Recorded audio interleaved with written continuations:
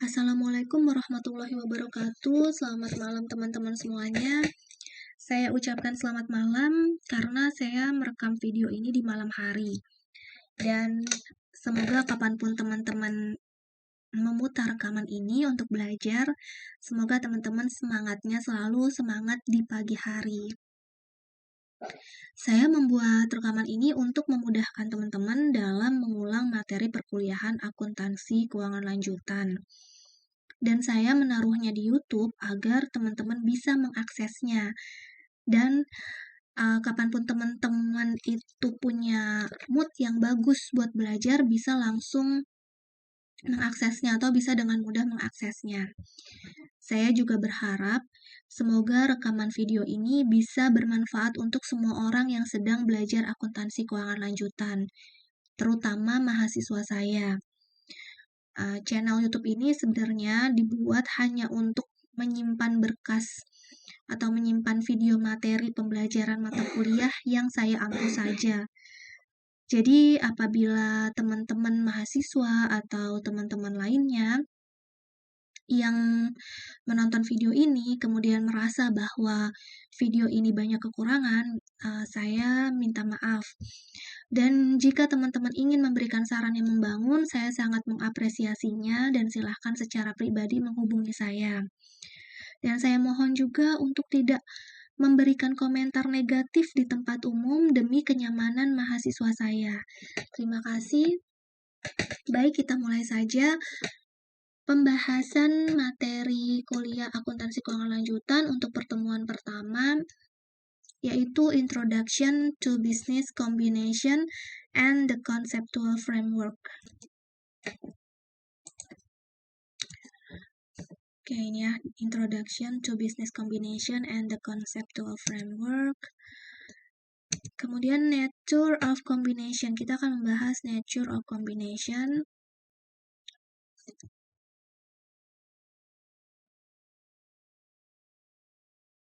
Oke. Kombinasi bisnis merupakan aktivitas penggabungan bisnis yang dilakukan dua perusahaan atau lebih di dalam satu pengendalian.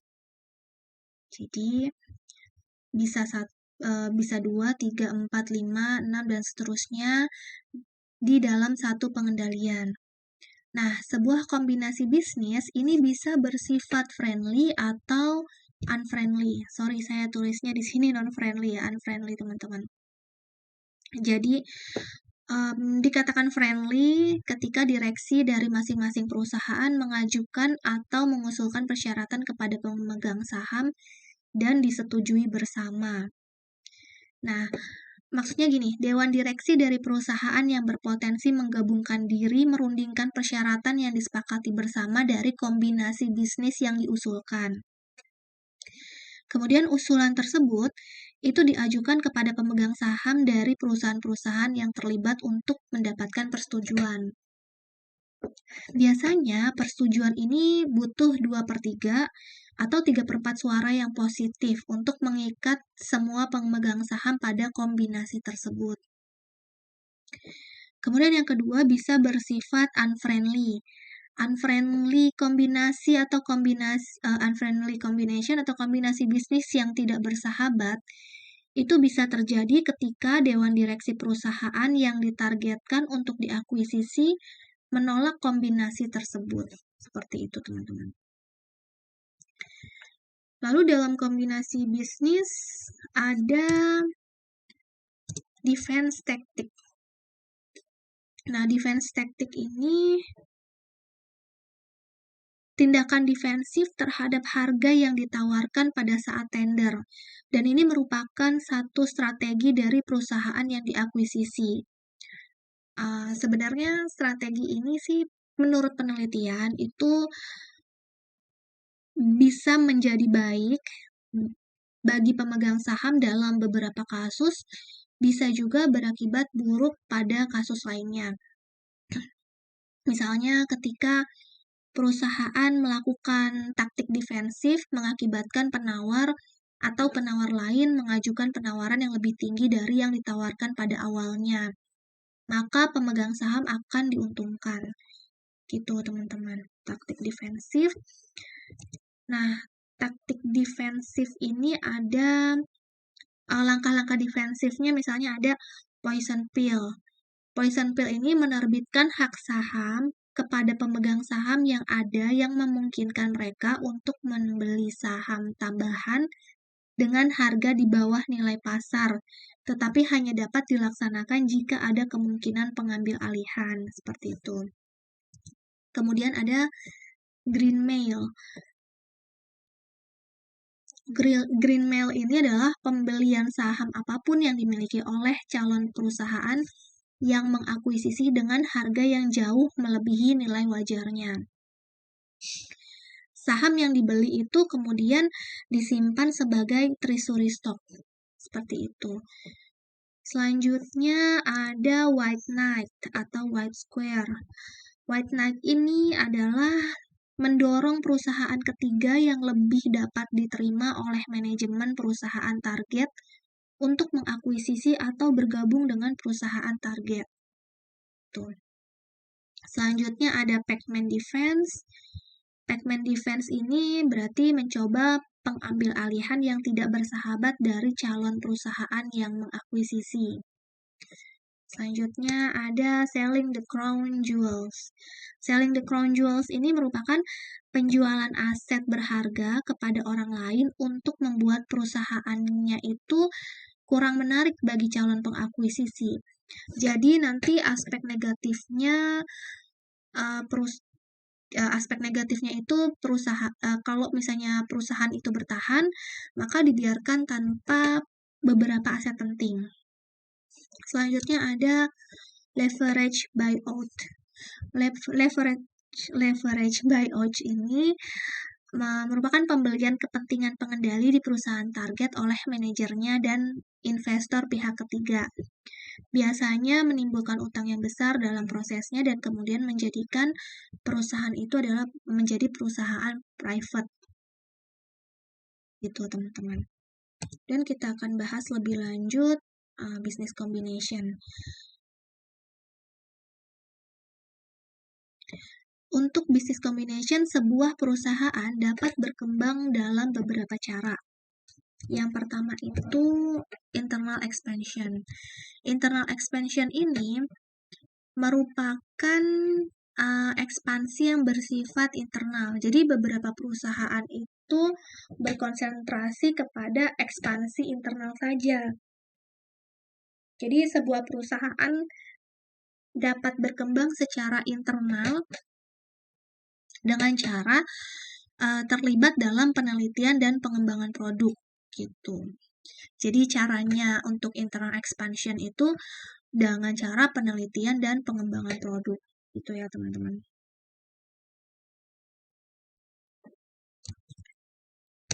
Kemudian ada external expansion. External expansion ini merupakan ekspansi eksternal ya. Jadi ekspansi keluar ya teman-teman, dan tujuannya itu perusahaan mencoba untuk memperluas dengan mengakuisisi satu atau lebih dari perusahaan lain. Gitu. Bentuk ekspansi ini ditujukan untuk menghasilkan pertumbuhan yang relatif cepat. Terus frekuensinya banyak dan besar. Jadi untuk pertumbuhan jadi perusahaan mengharapkan pertumbuhan yang relatif lebih cepat sehingga dia mencoba untuk memperluas dengan mengakuisisi satu perusahaan atau 2 atau 3 atau 4, jadi 1 atau lebih perusahaan lainnya. Gitu teman-teman.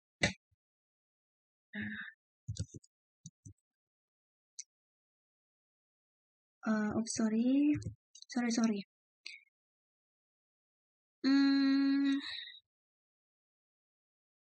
Bentar.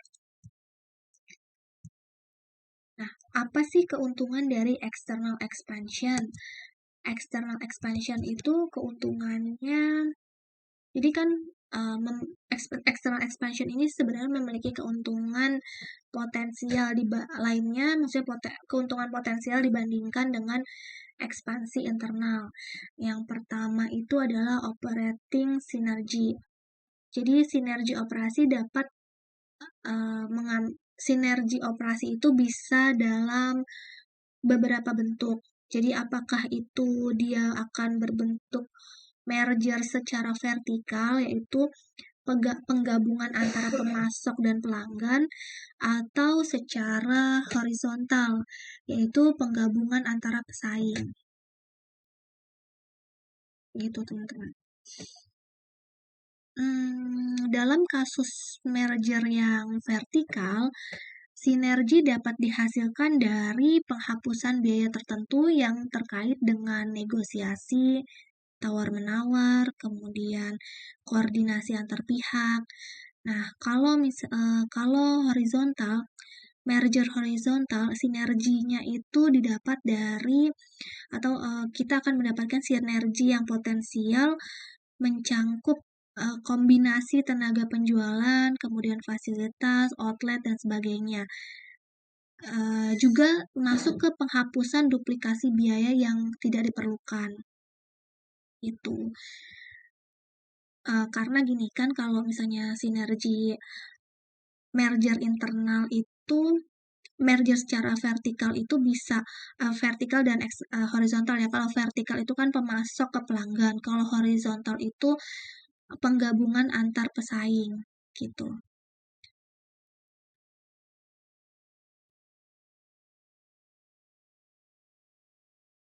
Gitu ya teman-teman, itu operating sinergi. Kemudian yang selanjutnya adalah international marketplace. International marketplace ini kombinasi itu dilakukan perusahaan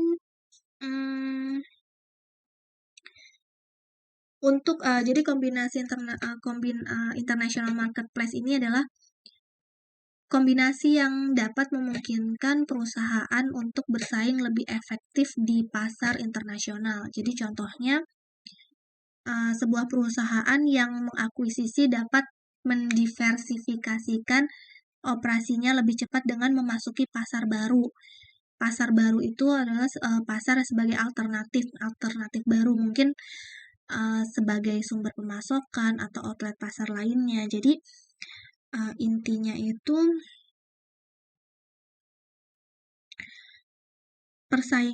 intinya itu kombinasi yang memungkinkan perusahaan untuk bisa bersaing di pasar internasional, seperti itu ya teman-teman. Kemudian ada financial synergy. Jadi financial synergy ini merupakan penggabungan bisnis yang dilakukan untuk memanfaatkan undang-undang pajak penghasilan gitu. Jadi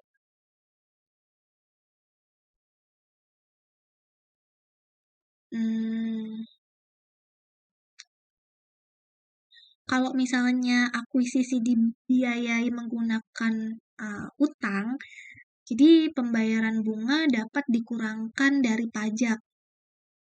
Nah, jadi menciptakan sinergi keuangan gitu.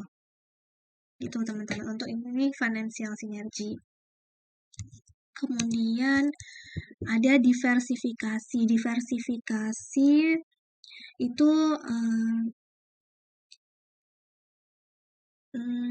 diversifikasi itu dihasilkan dari merger yang menawarkan sejumlah keuntungan, termasuk peningkatan fleksibilitas, terus pasar modal internal, peningkatan kapasitas untuk perusahaan, lebih banyak perlindungan dari pesaing atas informasi kepemilikan, dan kadang juga pemanfaatan sumber daya organisasi yang lebih efektif.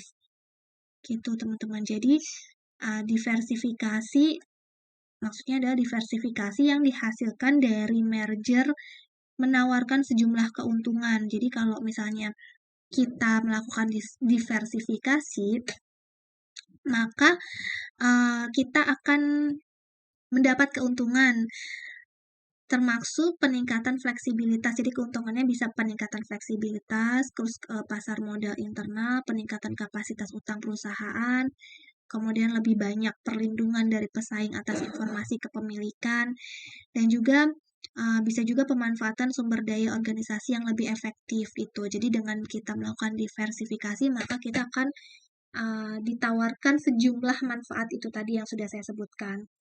Seperti itu. Kemudian ada divestasi atau divestitures. Divestasi adalah pengurangan beberapa jenis aset baik dalam bentuk finansial atau barang. Dapat pula disebut penjualan dari bisnis yang dimiliki oleh perusahaan. Jadi ini kebalikan dari investasi ya. Jadi divestasi itu merupakan pengurangan beberapa jenis aset baik dalam bentuk finansial atau barang. Dapat pula disebut penjualan dari bisnis yang dimiliki oleh perusahaan. Itu adalah manfaat dari external expansion. Kemudian kita membahas terminologi.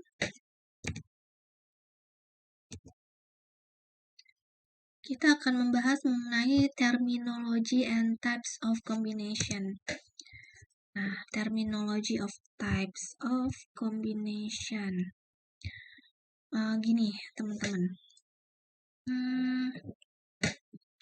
Dalam akuisisi aset, perusahaan harus mengakuisisi 100% aset perusahaan lain.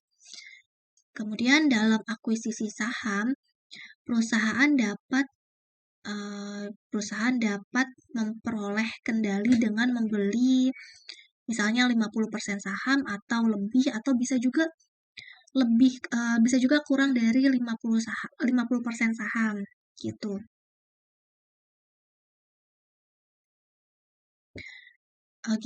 Jadi kalau misalnya kalau akuisisi aset itu harus 100% aset perusahaan diakuisisi.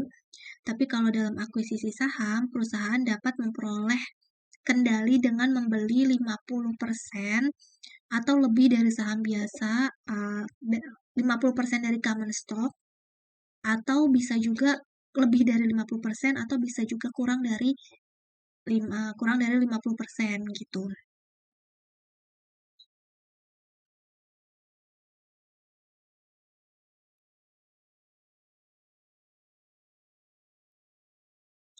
Nah, keuntungannya untuk kita mengakuisisi saham, jadi salah satu keuntungan yang paling jelas dari akuisisi saham dibanding dengan akuisisi aset yaitu biaya total yang lebih rendah ya. Karena kan kita tidak harus mengakuisisi 100%, jadi total biayanya lebih rendah. Juga dalam akuisisi saham, negosiasi yang bersifat formal itu langsung dengan manajemen perusahaan yang diakuisisi dapat dihindari. Jadi maksudnya negosiasi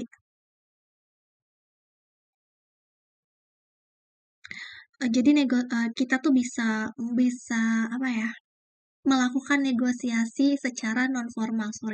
Maksudnya gini, kita bisa menghindari negosiasi secara formal. Jadi negosiasinya itu bisa dilakukan dengan cara informal. Jadi bisa melakukan negosiasi informal dengan si pemegang saham atau perusahaan yang dapat perusahaan yang diakuisisi gitu. Kemudian juga mungkin ada keuntungan untuk mempertahankan perusahaan yang diakuisisi sebagai badan hukum yang terpisah gitu. Jadi jadi perusahaan yang diakuisisi itu bisa menjadi badan hukum yang terpisah. Kan kalau akuisisi aset kan berarti kan kita mengakuisisi 100%-nya. Sedangkan ini kita tidak mengakuisisi seluruhnya sehingga bisa dijadikan badan hukum yang terpisah. Terus kewajiban kita juga terbatas pada aset perusahaan yang kewajiban kita tuh tergantung pada aset perusahaan yang kita akuisisi saja gitu. Terbatas pada apa yang kita akuisisi atau terbatas pada kepemilikan, berapa persen kepemilikannya kita. Itu teman-teman.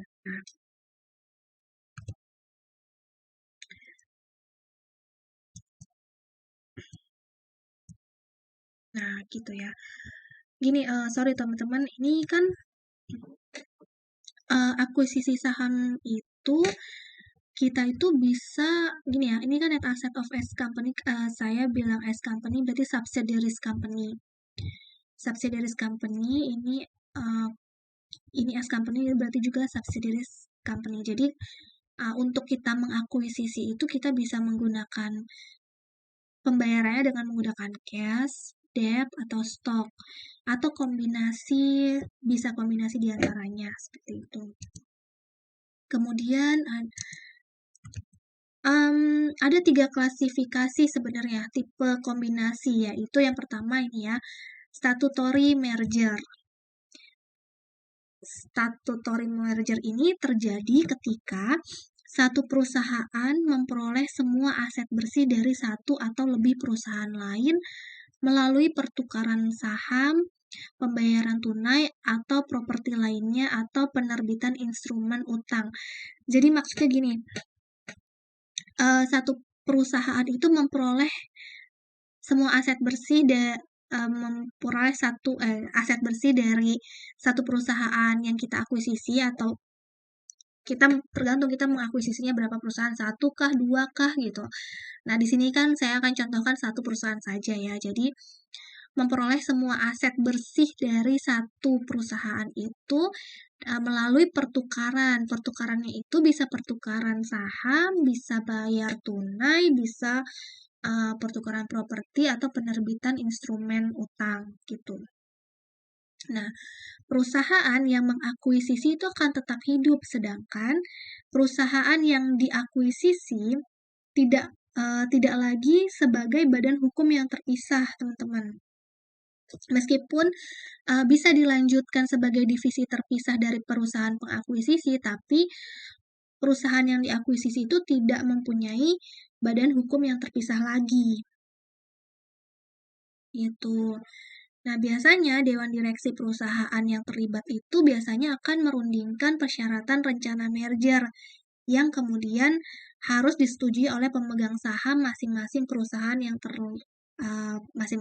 yang tadi ini ya, yang terlibat tadi. Jadi itu statutory merger itu A company plus B company sama dengan A company. Jadi ini perusahaan A ditambah dengan perusahaan B sama dengan perusahaan A. Gitu. Kemudian yang kedua adalah statutory consolidation. Statutory consolidation ini terjadi ketika suatu perusahaan baru dibentuk. Jadi perusahaan yang baru itu dibentuk untuk mengakuisisi 2 atau lebih perusahaan lain melalui pertukaran. Ya, pertukaran hak suara, pertukaran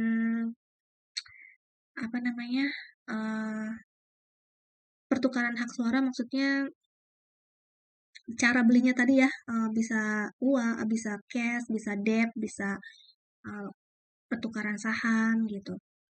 Jadi, dan perusahaan yang diakuisisi ini dia tidak lagi sebagai badan hukum yang terpisah. Jadi mereka adalah badan hukum yang menjadi satu.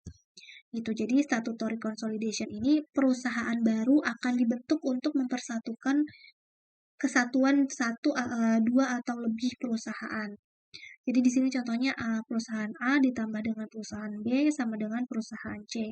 Jadi dia membentuk perusahaan baru. Sedangkan statutory merger ini dia membentuk menggabungkan yang B digabungkan ke A. Kalau ini A dan B ditambah menjadi satu perusahaan yang baru atau C. Yang terakhir adalah consolidated financial statement, atau maksudnya di sini adalah stock acquisition. Dalam akuisisi saham terjadi ketika satu perusahaan membayar tunai atau menerbitkan saham, atau bisa juga utang apapun caranya itu, atau bisa juga kombinasi dari semuanya itu. Dan perusahaan yang diakuisisi itu tetap utuh sebagai badan hukum yang terpisah. Gitu. Jadi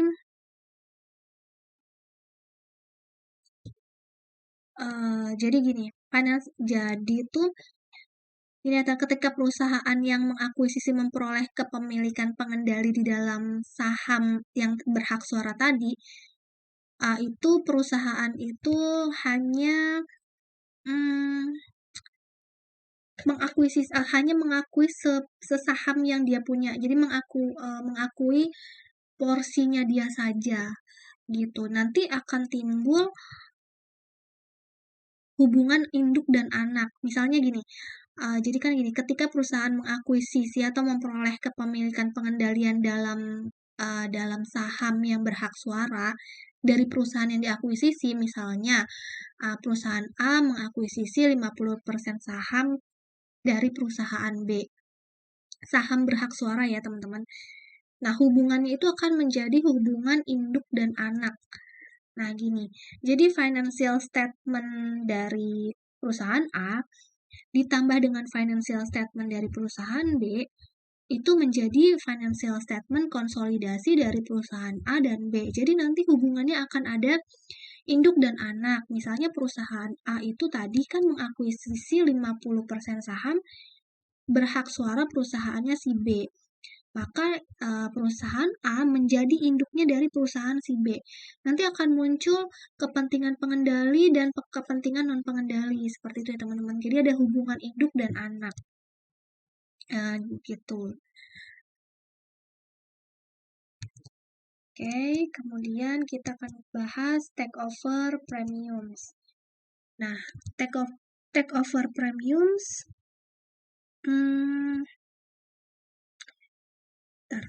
Takeover premiums adalah istilah yang diterapkan pada kelebihan jumlah yang ditawarkan atau disepakati dalam akuisisi atas harga saham sebelumnya dari perusahaan yang diakuisisi. Hal yang menarik pengakuisisi untuk membayar premi tinggi salah satunya yaitu bahwa harga saham pengakuisisi sendiri mungkin berada pada tingkat yang membuatnya menarik untuk menerbitkan saham. Jadi bayarnya di sini atau take over-nya ini maksudnya belinya itu bukan pakai uang tunai, jadi dia membeli saham dengan cara menerbitkan saham pula. Jadi dia untuk menyelesaikan akuisisinya itu pembayarannya dengan cara menerbitkan saham. Tadi kan kita pembayaran untuk akuisisi kan bisa bersifat tunai, bisa saham, bisa debt juga, atau bisa kombinasi antara keduanya. Terus faktor lain adalah tersedianya kredit yang relatif murah untuk merger dan akuisisi. Seperti itu. Kemudian avoiding the pitfalls before the deals. Nah, ini untuk mempertimbangkan dampak potensial pada pendapatan perusahaan secara realistis, manajer sama penasehat perusahaan atau manajer dan penasehat perusahaan yang mengakuisisi itu harus melakukan sebuah uji, teman-teman, yang disebut dengan uji tuntas dalam mempertimbangkan informasi yang disajikan kepada mereka. Jadi, kan perusahaan yang mau diakuisisi itu akan memberikan atau menyajikan informasi-informasi kepada perusahaan yang akan mengakuisisi.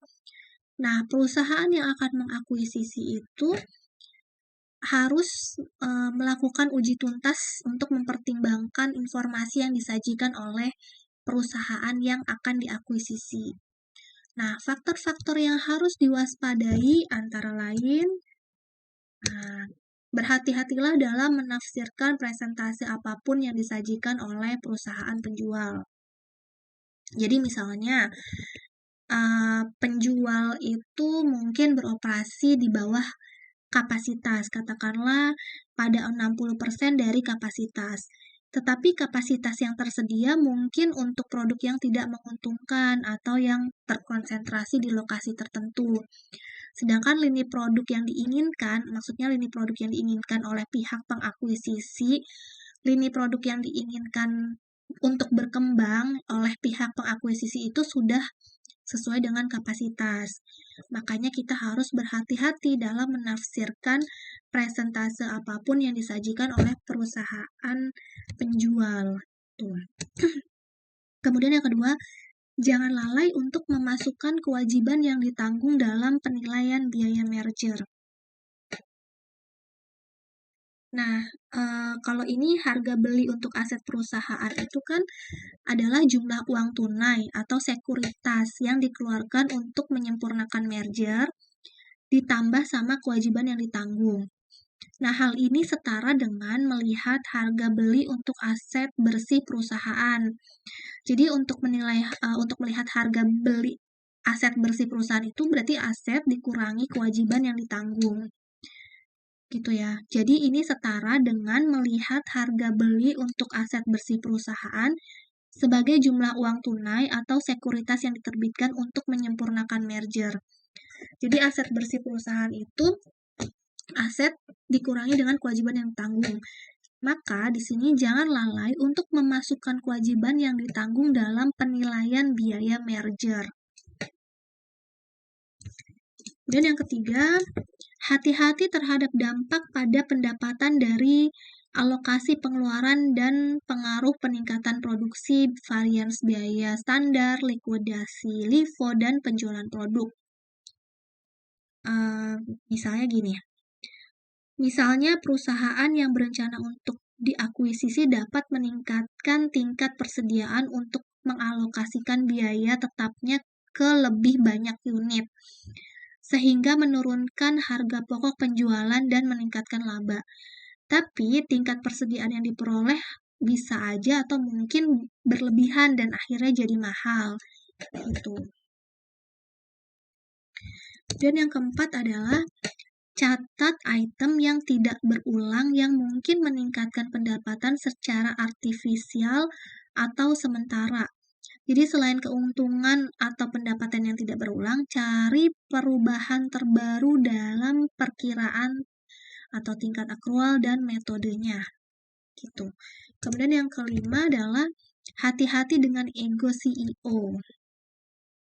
Biasanya CEO itu kan dia berjuang untuk menjadi nomor satu.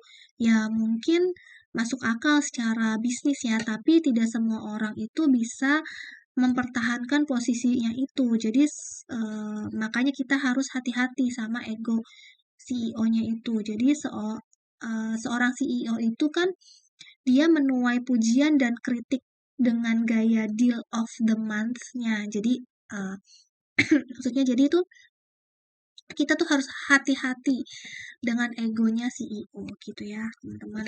Itu adalah 5 faktor yang harus diwaspadai. Ya, 5 faktor yang harus diwaspadai itu adalah 5 itu.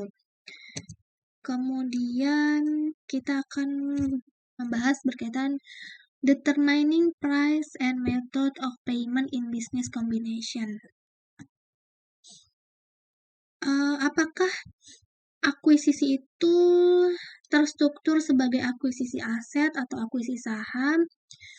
Perusahaan yang mengakuisisi harus memilih untuk membiayai kombinasi dengan dengan memberikan uang tunai, saham, atau utang atau kombinasi itu sendiri. Gitu ya teman-teman. Kemudian ketika kombinasi bisnis dilakukan melalui akuisisi saham di pasar terbuka, tidak ada masalah khusus yang muncul sehubungan dengan penentuan harga atau metode pembayaran. Harga ditentukan oleh fungsi normal pasar saham dan pembayaran umumnya dalam bentuk tunai. Itu kalau misalnya kita mengakuisisi saham di pasar terbuka biasanya biasanya kita bayarnya dalam bentuk tunai. Kemudian ketika kombinasi bisnis dipengaruhi oleh pertukaran saham atau pertukaran sekuritas, harga dinyatakan dalam rasio bursa saham yang secara umum didefinisikan sebagai jumlah saham dari perusahaan yang mengakuisisi untuk ditukar dengan setiap saham dari perusahaan yang diakuisisi dan merupakan harga yang bisa dinegosiasikan. Gitu ya teman-teman. Kemudian net asset and future earning contribution, penentuan harga yang adil untuk setiap perusahaan konstituen dan rasio pertukaran yang dihasilkan memerlukan penilaian aset bersih masing-masing perusahaan serta kontribusi yang diharapkan untuk mendapat masa depan di entitas baru. Estimasi nilai goodwill untuk dimasukkan dalam harga penawaran bersifat subjektif.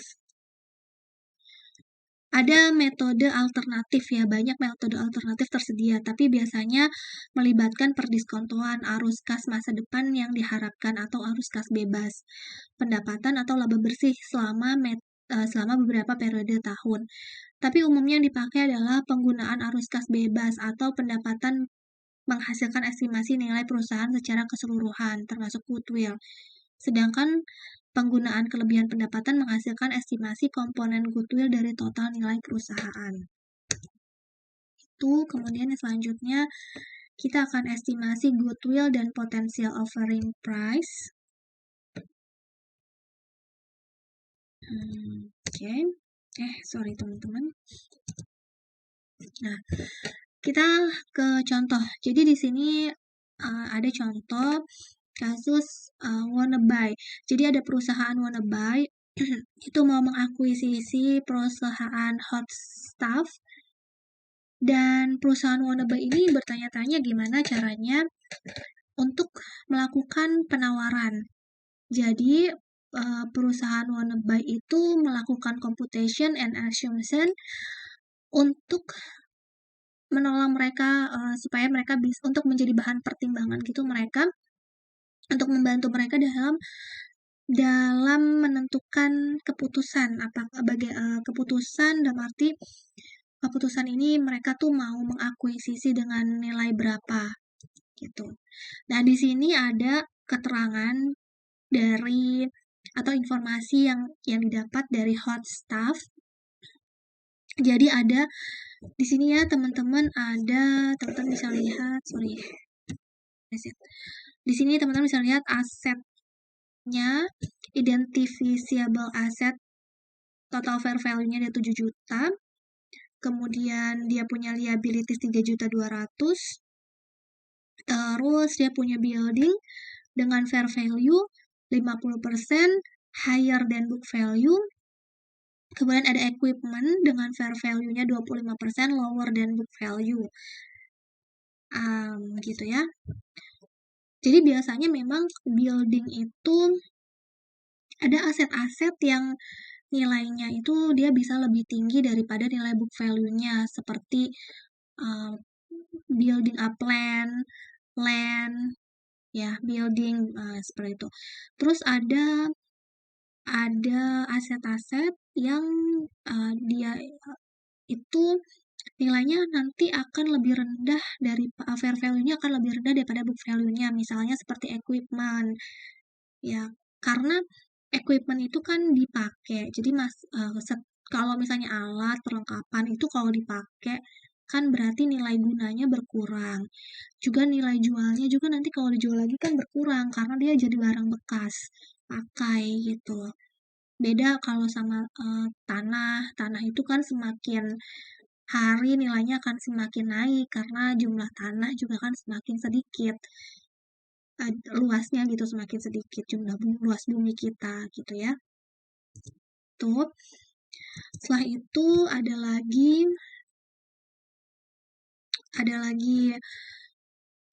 keterangan bahwa pre-tax income-nya pada tahun 2016 itu adalah $1.059.000. Nah, terus net income-nya berarti kan 1.059.000. Nah, di sini ada keterangan-keterangan tentang angka-angka yang diperoleh dari hot stuff. Ada amortisasi itu sebesar 50.000, kemudian depresiasi gedung ada 360, kemudian depresiasi equipment 80, terus extraordinary gain 250, kemudian loss of discontinued operation ada 175.000, pension expense ada 59.000. Nah, di sini normal rate return-nya industri itu adalah 14%.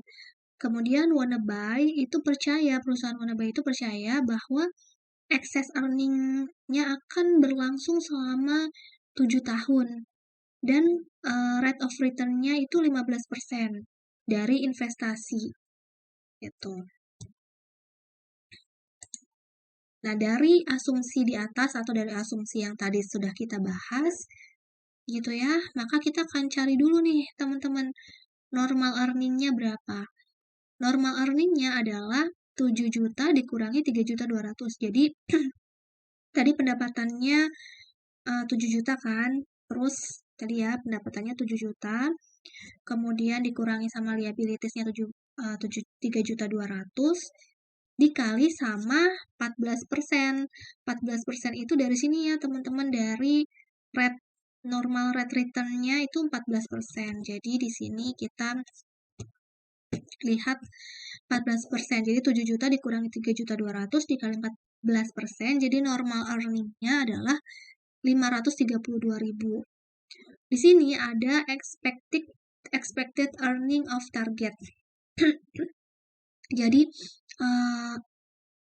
target pendapatan, target earning-nya, caranya mencari target earning itu adalah tadi ya pre-tax income of hot stuff company tadi kan 1.059.000 di sini ya teman-teman. Nih di sini ada pre-tax income-nya 1.059.000.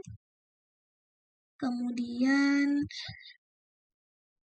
ditambah sama loss on discontinued operation 175, reduce depreciation on equipment 20, ditambah 175 ditambah dengan 20, hasilnya 195.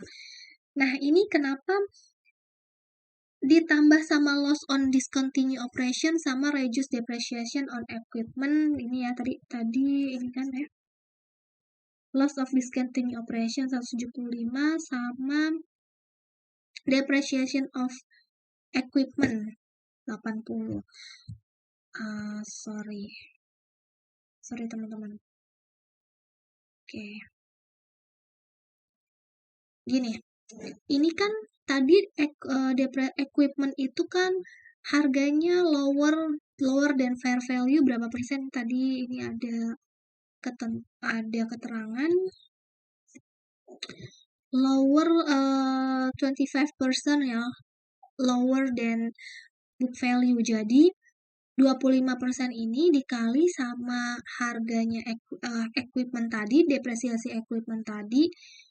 Ya, tadi kan depresiasi equipment-nya ada 80, berarti 80.000 ini dikali 25%, hasilnya adalah 20.000. Ya, ini hasilnya adalah 20.000. Jadi 175 ditambah sama 20.000, hasilnya adalah 195. Maka subtotalnya adalah 1.254. Nah, ini kenapa sih ditambahkan ini loss of on discontinued operation? Jadi ketika gini kan si hot stuff company ini dia beroperasi dari Januari sampai dengan Desember ya. Nah, semua keterangan ini kan sudah terjadi di tahun kemarin tuh. Terjadi sebelum diakuisisi oleh Wannabe. Jadi sebelum diakuisisi oleh Wannabe itu kan ini sudah terjadi loss-nya. Jadi kita tidak menanggung loss ini. Makanya ditambahkan gitu. Kita tidak menanggung loss ini, kerugian. Karena ini belum diakuisisi. Gitu. Terus subtract-nya additional depreciation on building 180. Tadi ya depreciation building-nya itu ada 180. Kenapa? Karena sebenarnya kan tadi building-nya kan 360 depreciation on building.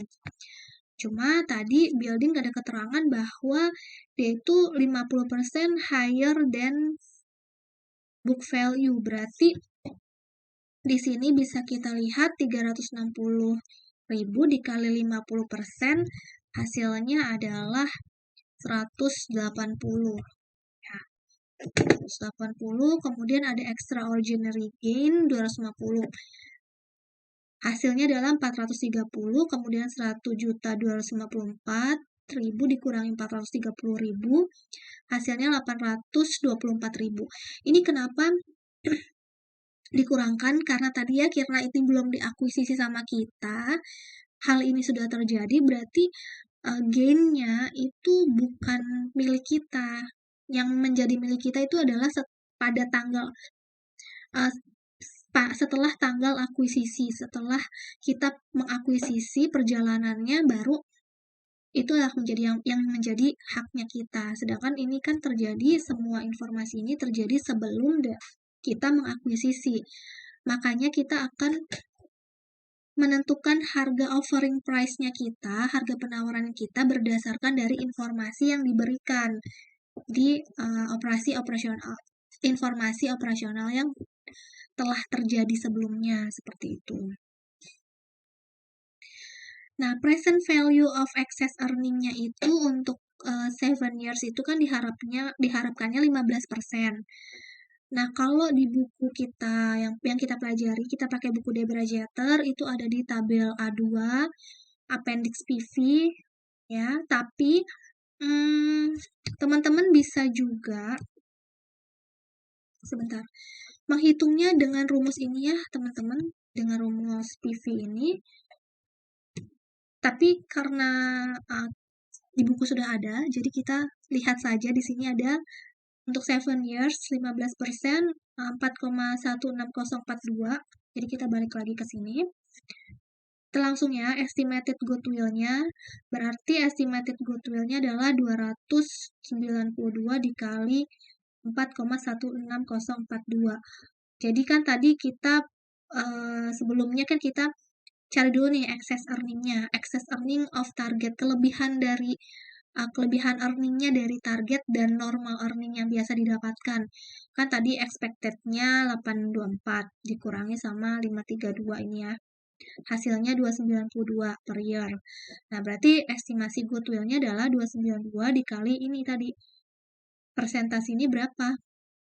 4,16042 sama dengan 1 juta 214.843. Jadi ini estimasi goodwill estimasi. Nah, berapa implied offering price-nya? Implied offering price-nya adalah fair value of asset tadi dikurangi sama fair value of liabilities ditambah sama estimated goodwill. Jadi tadi kan asetnya 7 juta dikurangi 3.200.000 liabilities-nya ditambah dengan 1.214.843 ini estimated goodwill berarti sama dengan 5.014.843 dolar untuk implied offering price-nya. Seperti itu teman-teman. Itu ya, sekian pembahasan kita, ini adalah slide terakhir, kita bisa cari PV-nya tadi. Teman-teman kalau misalnya itu bisa pakai cari rumus ini, seperti itu. Ya, ini adalah akhir dari presentasi saya untuk pertemuan pertama. Sebenarnya kita sudah melakukan presentasi ini ya, sudah melakukan pertemuan pertama, tapi saya membuat video ulang supaya teman-teman bisa mengulang lagi dan mengingatnya lagi. Semoga video ini bermanfaat buat teman-teman, bisa meningkatkan lagi prestasinya teman-teman dalam pembelajaran, bisa meningkatkan proses pembelajaran kita. Terima kasih banyak teman-teman. Assalamualaikum warahmatullahi wabarakatuh dan selamat malam.